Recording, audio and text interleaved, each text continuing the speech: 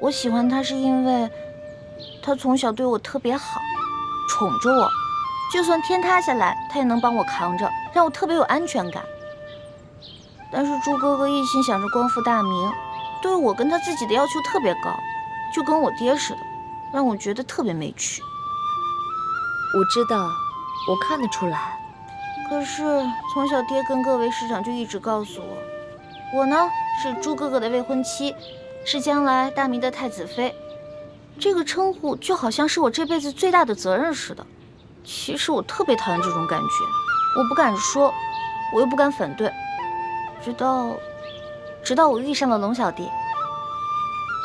虽然他是皇上，有的时候我看到他会觉得特别畏惧，可大部分的时候我跟他在一起都会觉得特别开心。他是皇上，但是他有的时候很可怜。我心里想保护他，想照顾他，想对他好。我知道我这样的想法不对，可是我根本控制不住。其实我也一样，我明知道不应该喜欢大师兄，不该对他好，可我还是控制不住我自己。雪姐姐，你说我该怎么办啊？情之一字，最是无解。我也同样苦恼，同样不知该如何是好。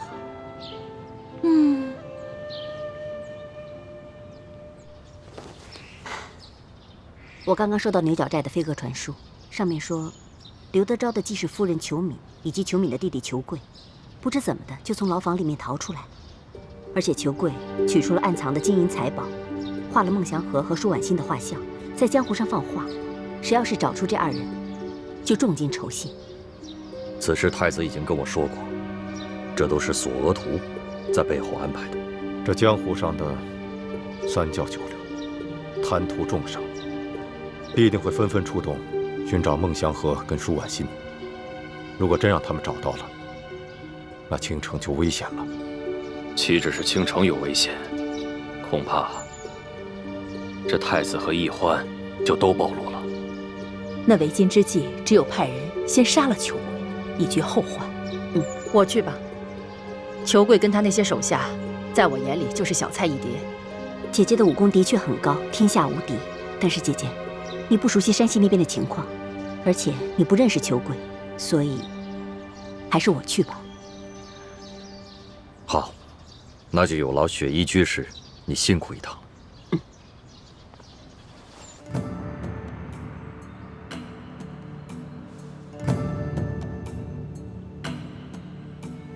现在已经查实，有259名官员打着抓捕乱党的旗号，贪赃枉法、草菅人命，冒领所谓的功劳，然后骗取朝廷的封赏。这么严重？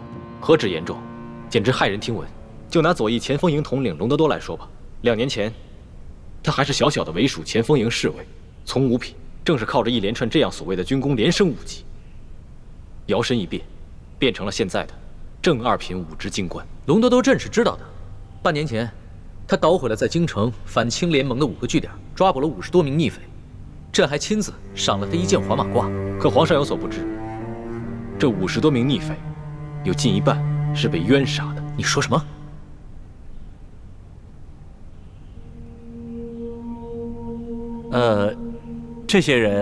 这些被冤杀的人，都是些遭受了旱灾水涝的一些逃难的灾民，还有一些是在当地被地方的官员逼得进京城告御状的一些老百姓。既然这些人是被冤枉的，朝廷也派出了监斩的人，为什么他们不喊冤呢？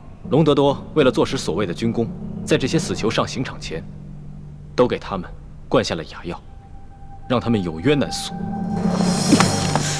真该死！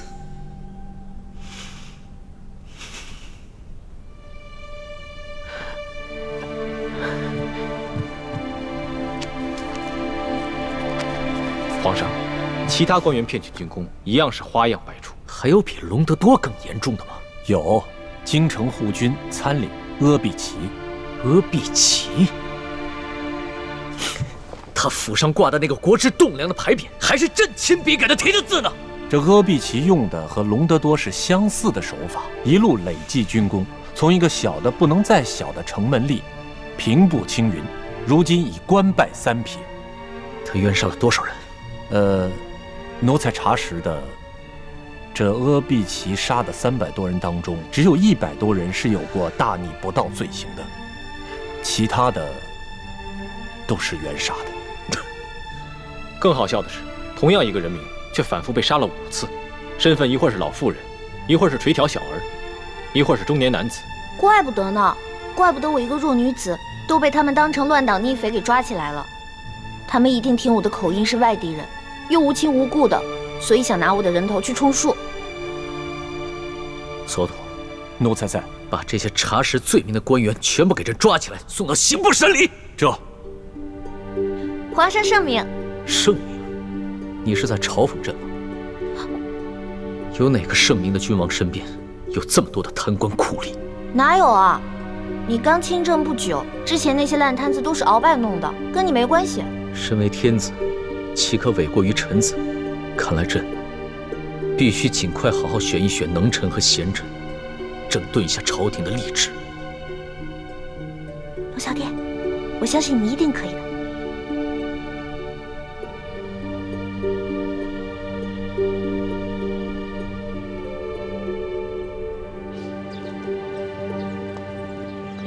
朱哥哥，你都瘦了，下巴都尖了。你呀，总算知道关心我了。其实是雪姐姐先发现的。朱哥哥，我总是习惯了你对我的呵护，却很少主动关心你。小丫头，干嘛跟我说这些？我知道你现在心里一定很难受。其实我也不好受，可是我也不知道为什么，我也不知道自己该怎么办才好。欢梅，你别说了，我明白你的心，我不怨你，我只恨我自己无能。朱哥哥，你千万别这样说，你越这样说，我心里越内疚。欢梅，我们从小青梅竹马一起长大，我们对彼此都太熟悉了，这对于我们的感情来说，既是好事，也是坏事。而康熙对你来说，就是一个琢磨不定的诱惑，所以你对他充满了幻想。欢梅，要不要跟我打个赌？什么赌？赌康熙能不能说到做到？我赌他不能。康熙他是个皇帝，而且他最讨厌那些贪官酷吏了，他一定能够说到做到的。好，那咱们这就赌上了。赌注是什么？100两银子还是1000两银子？我不跟你赌钱，我赌你的心。如果你输了，我相信你对康熙的幻想也就破灭了，你也不会再被他所迷惑。到时候，你乖乖跟我一起光复大明，做我未来的太子妃。那如果你输了呢？如果我输了，那连我也会对康熙服气。到时候，无论你做什么，我也认了。好。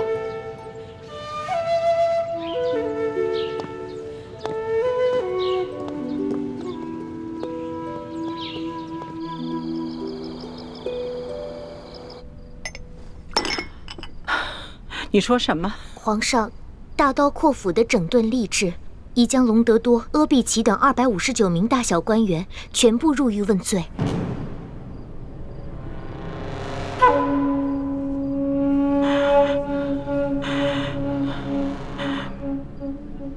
不可以，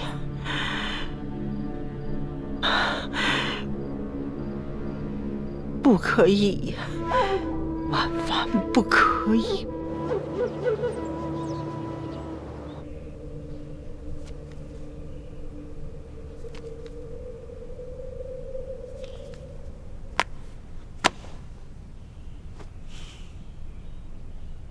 索图，奴才在。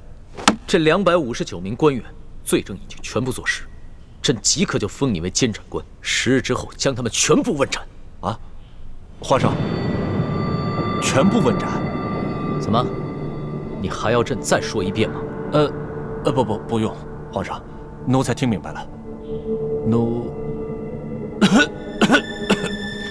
奴才这几天偶感风寒，一直咳嗽不停，浑身发冷，然后还不停地冒汗，一直在咳嗽。奴才一直在坚持着办差，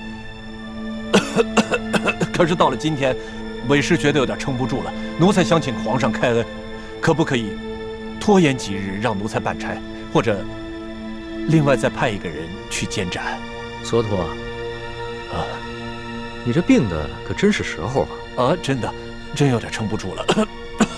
行了，你回府养病去吧。奴才谢皇上恩典，奴才告退。老滑头。皇上，其实索大人办案倒是很利索，也很有章法，是个不可多得的能臣。只是他没想到，皇上会如此严惩这些贪官污吏。若是让他监斩的话，就相当于让他得罪了大半个朝廷。又想在朕的面前捞功劳，又不想得罪别人。是，只怕眼下这监斩官的人选是不好定了。毕竟谁也不想一下子站到大半个朝廷的对立面。臣倒是无牵无挂，但臣是个汉臣，名义上又只是一名太医。皇上让我在暗中协助索大人办案，这倒是可以。若是在明面上对臣委以重任，只怕不太好。朕明白，你不是怕事，你是愿意为朕效力的，但是朕也不能将你推到火堆上去烤。多谢皇上体恤。只是，眼下这监斩官，怕是无人敢胜任了。罢了，那朕就亲自监斩，狠狠杀一杀这朝中的歪风。龙小弟，你太厉害了，我支持你。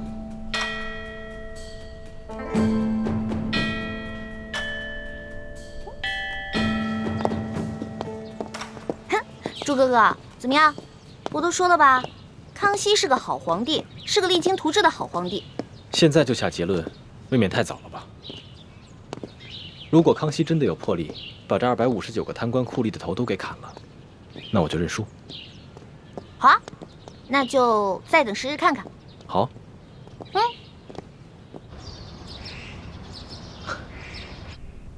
皇祖母，近来身子可好啊？老太婆倒挺好。可是，哀家怎么听说这些日子皇上从来没睡过一个囫囵个儿的觉了？皇上虽然年轻，也不能太疲劳，劳逸结合才是啊。皇祖母啊，孙儿最近正在忙着整顿吏治，确实呢，有几天没睡好觉了。但是现在事情都已经办妥了，所以接下来孙儿可以好好睡上一觉了。皇上啊，这是哀家亲手给你准备的参茶，补身养生的，试试吧。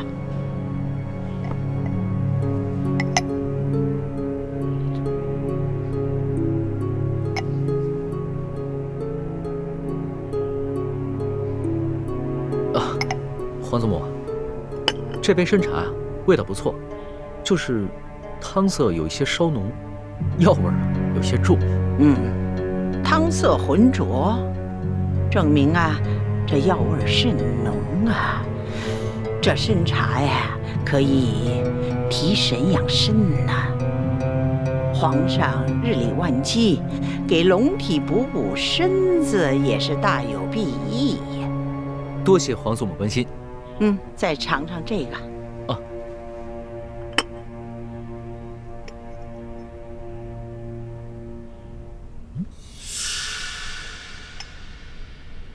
其味如何？皇祖母啊，这杯参茶汤色清澈，可是药味就没那么浓了，提神的效果也没那么好。是啊，水至清则无鱼嘛，浑水养鱼呀。皇祖母，您老人家似乎话里有话呀。是啊，哀家是有话要跟皇上说。听说皇上一怒之下，将259个大小官都拿下问斩了。是，皇祖母，这些人啊，贪赃枉法、草菅人命，都死有余辜。他们的所作所为啊，哀家也知晓。皇上要砍他们的脑袋，也是不为过。甚至有些人，你可以株连他9族，以儆效尤啊。皇祖母，其实呢，孙儿一次性要砍这么多贪官的脑袋，孙儿的心里啊也是有些不安的。多谢皇祖母的支持，孙儿这样就可以放手施为了。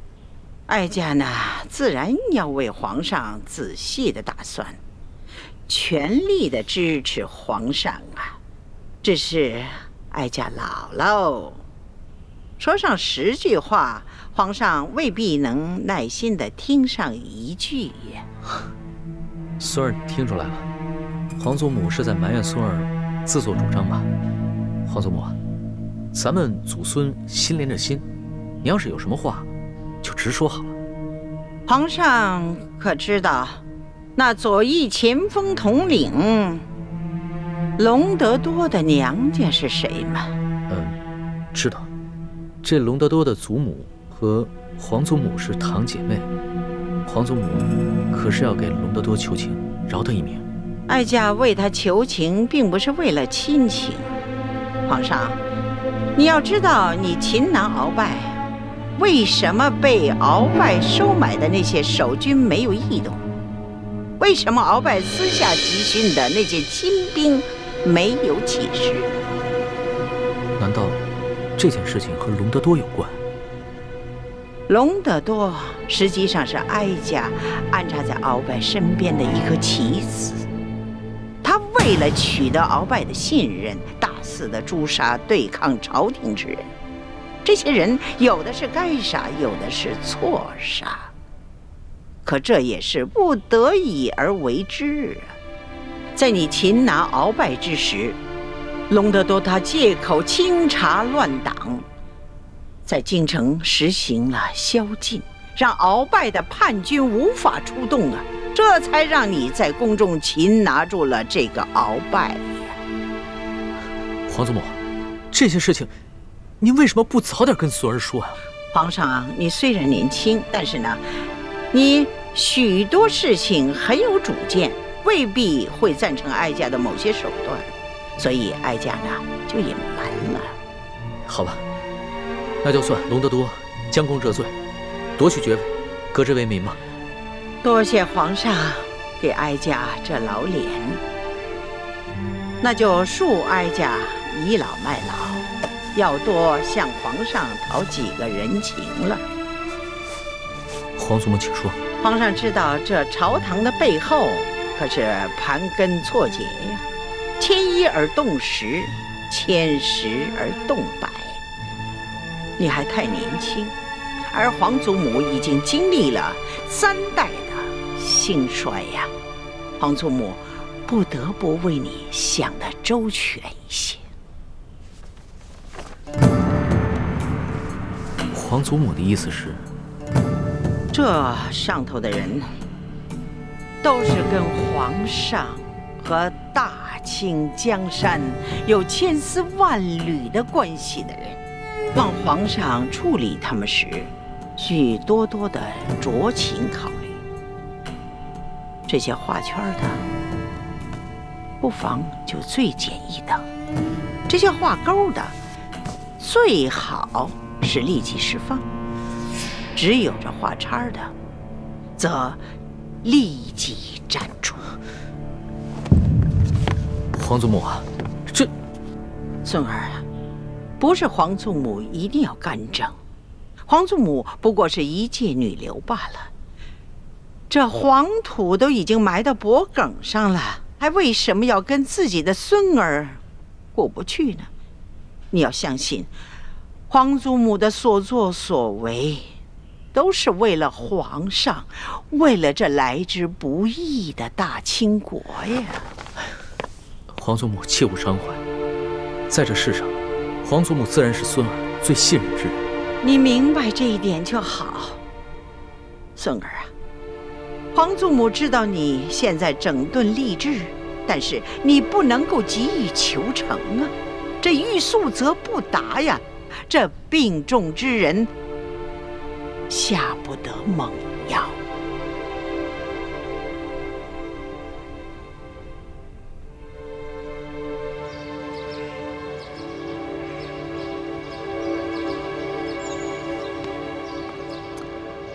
朱哥哥，咱们等了好几天了，也没见那个内奸露面。还不是你上次打草惊蛇了？你呀，总是不听我话。我们先回宫吧，估计不会来了。哎，我还不想回宫呢。那你想去哪儿？我想吃串冰糖葫芦。你呀，就是一只馋猫。走吧。嗯。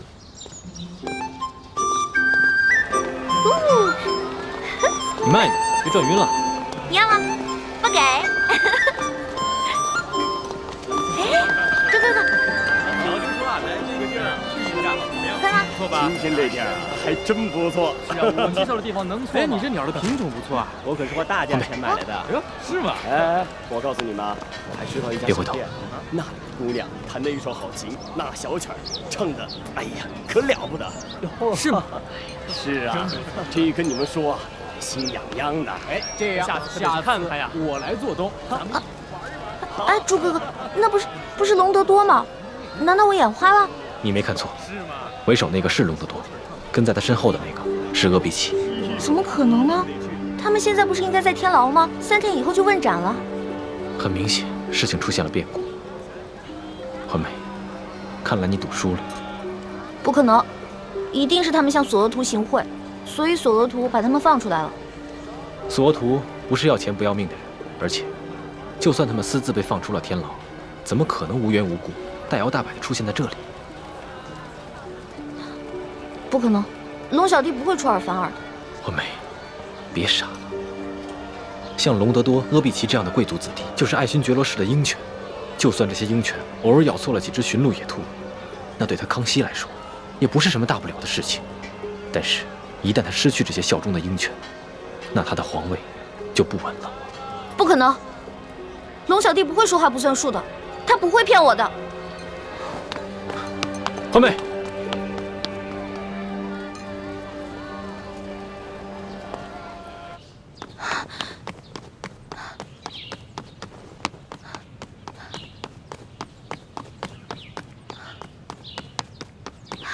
哎，师叔姑娘。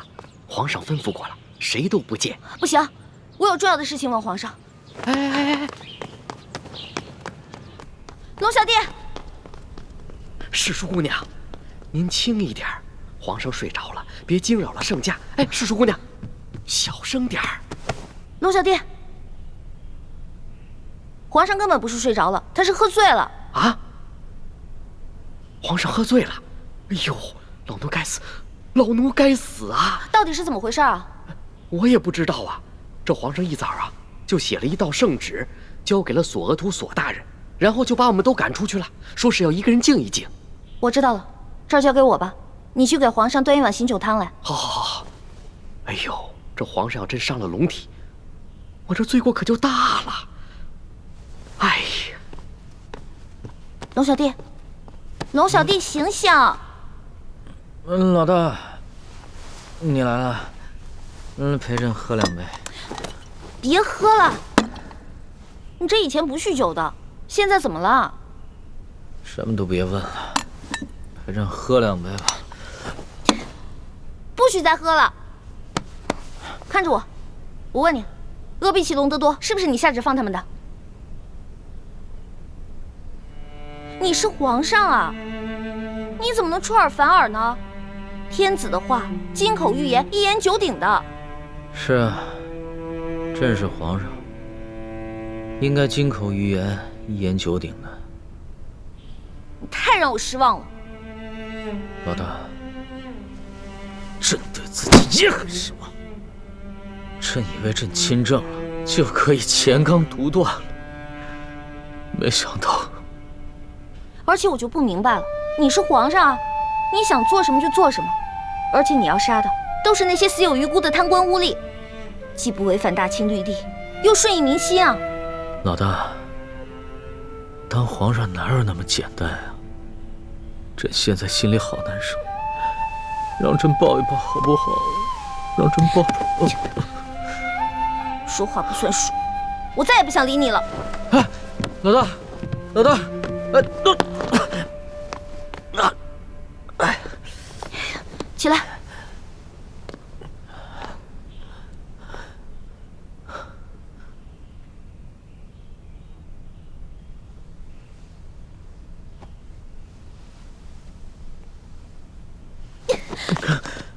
你就是个大骗子，我再也不想理你了。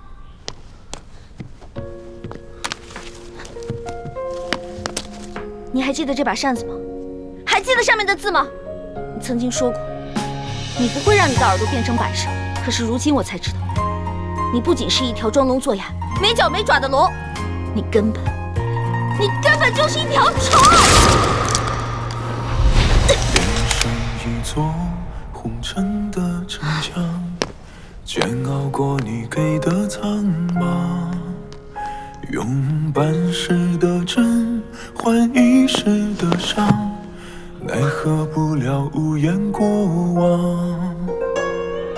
如果真心总喜欢流浪，谁会陪我遥望夕阳？用痴心的苦换天真的想，思念比毒药更传唱。我不能和你在一起，相遇是最痛的别离。如果我不是我，你不是你，其实这就是我要的意思。你要记得曾经答应过我的那些话：消除贵族特权，革除积弊，整顿吏治，让全天下的老百姓都过上好日子。好，我答应，这个利息我一定还。一言为定。一言为定。盖章。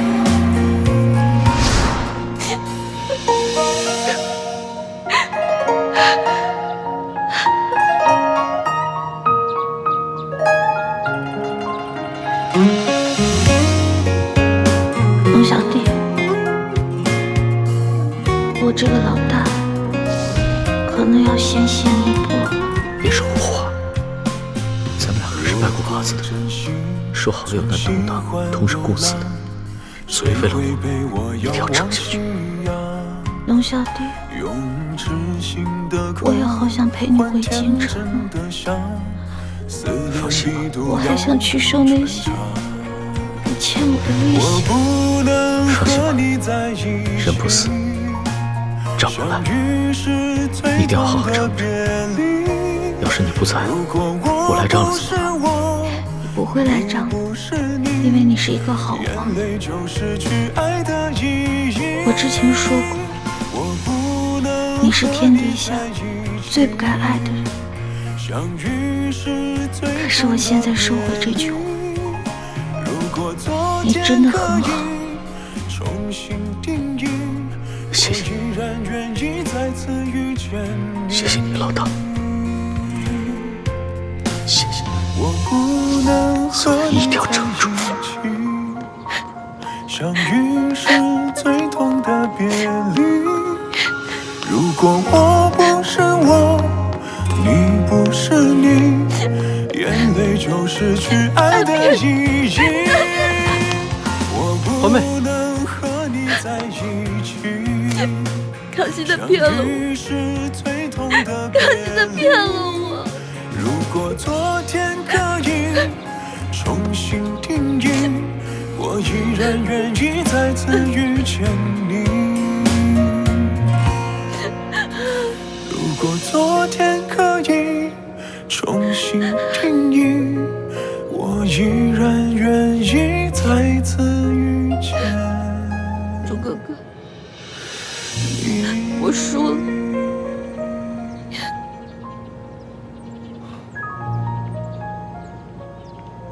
别难过了。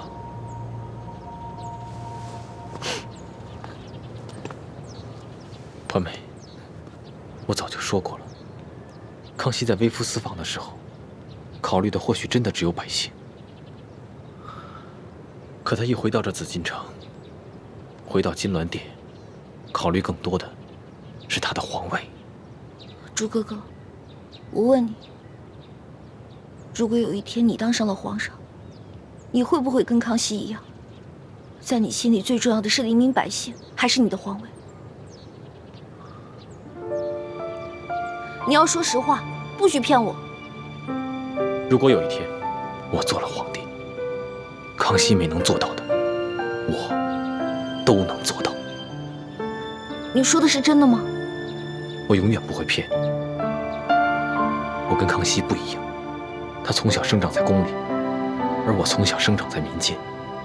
我对老百姓的感情和他对老百姓的感情是不一样的。我远比他了解民间的疾苦，朝廷的积弊。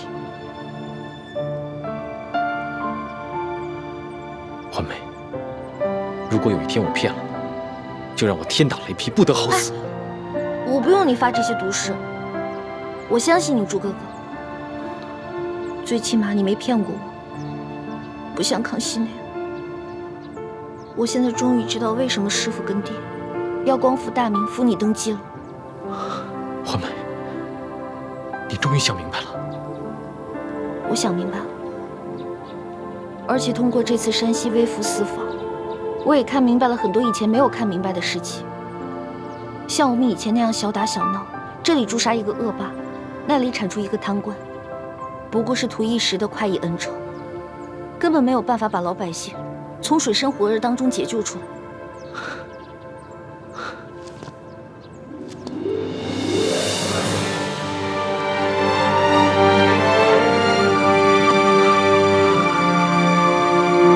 环梅，我永远不会辜负你对我的期许。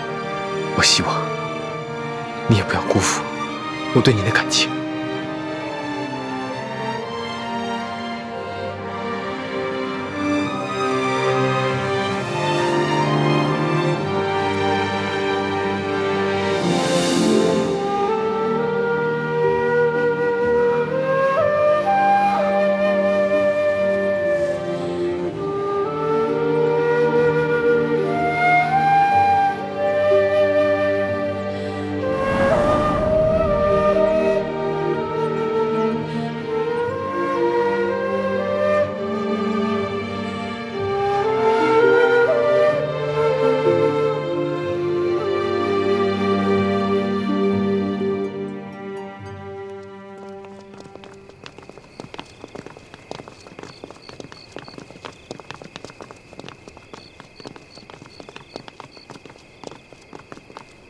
皇上吉祥。平身吧。是。叶欢呢？回皇上，诗诗姑娘已经安歇了。你们先退下吧。是。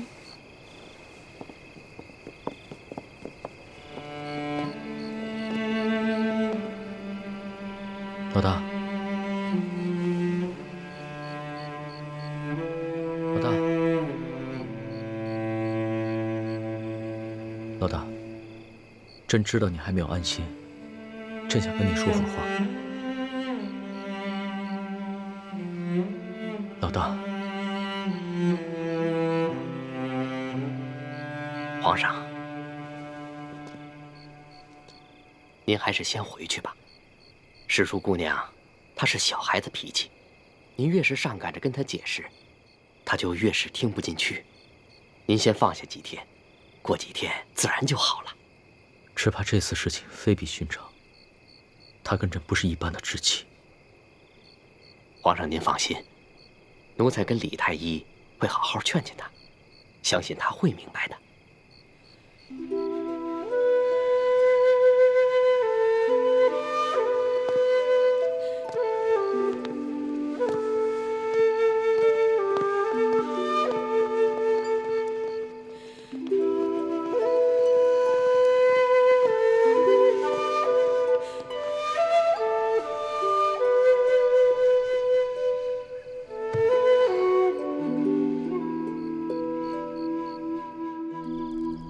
真没想到，康熙会临时改变主意。这样一来，你打算借机挑起清廷内乱的计划，怕是落空了。虽然计划落空，但欢妹及时醒悟了，也算是意外之喜。啊，那就恭喜大师兄了。这样一来，小师妹就能收回对康熙的心思，一心一意地对待你了。只怕这付出的感情，不是说收回就能收回的。但愿吧。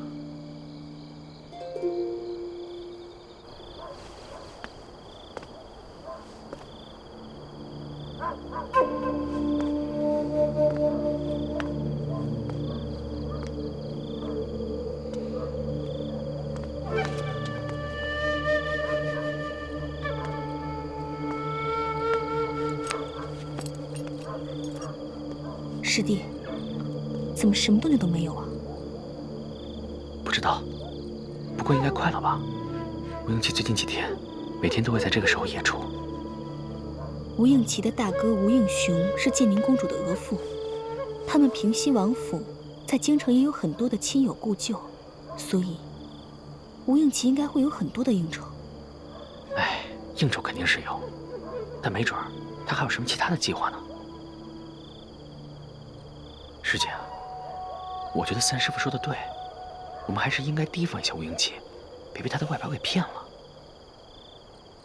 你别提我爹了，我爹根本就没把我当成他的亲生女儿，他只喜欢一欢一个人。哎，你可千万别这么说你爹啊！三师傅其实很疼你的。你还记得上次你赌气出走，三师傅在门口眼巴巴地等了你一晚上。哎呀，哦，对了，还有你脸上的伤，三师傅其实一直都在为你寻找那些珍稀的药材，为你配制那个什么冰肌玉元膏。还有小师妹，其实她心里也一直觉得挺对不住你。好了，你别说了，我不想听。好，我不说了。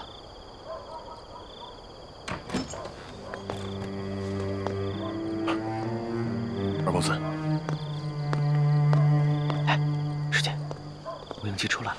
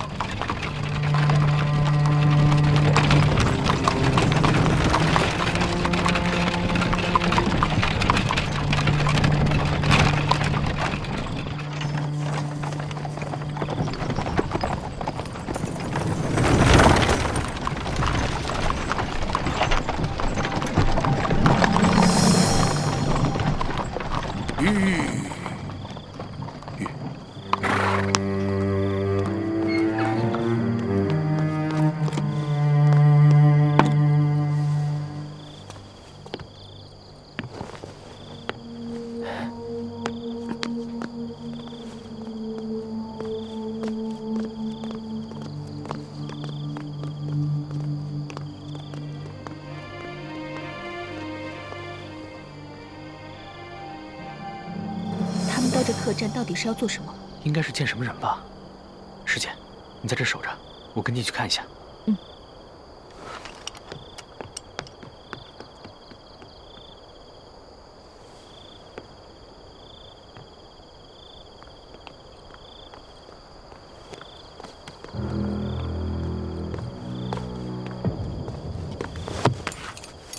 呀！快跟上他们！师弟别急，只有石青红在马车上，吴应奇应该还在客栈里。哎，师姐，你看走眼了，那个驾马车的根本就不是石青红，而是吴应奇。他们刚刚在客栈里互相换了装束。难怪石青红今天一直带着竹笠，我这居高临下的看不清他的脸。原来他们在玩障眼法。吴应奇如此小心谨慎，只能说明一点，他在干的肯定是一个见不得人的事儿，说不定真的跟金钥匙有关。走。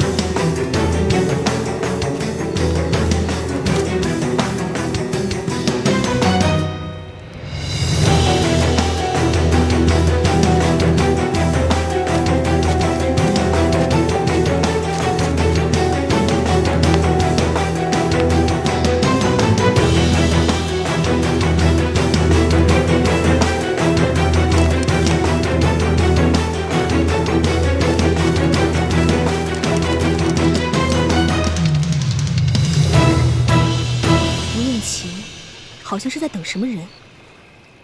这么晚了，他肯定不是一个人来这里看风景的，必定是在等什么人。师弟，你看，湖中间有一艘大船。想不到无影骑行时竟然如此小心谨慎，居然将与人约见的地点定在了湖中心的大船上。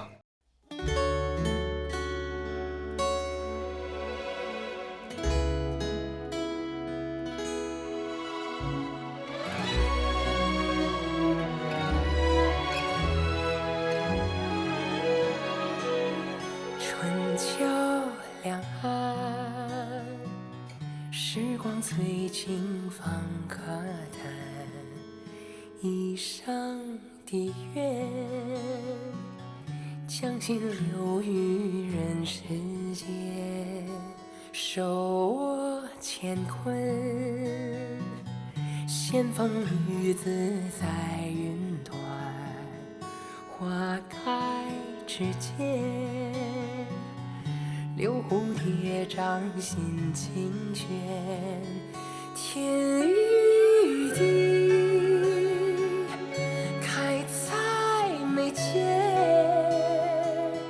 谈千秋，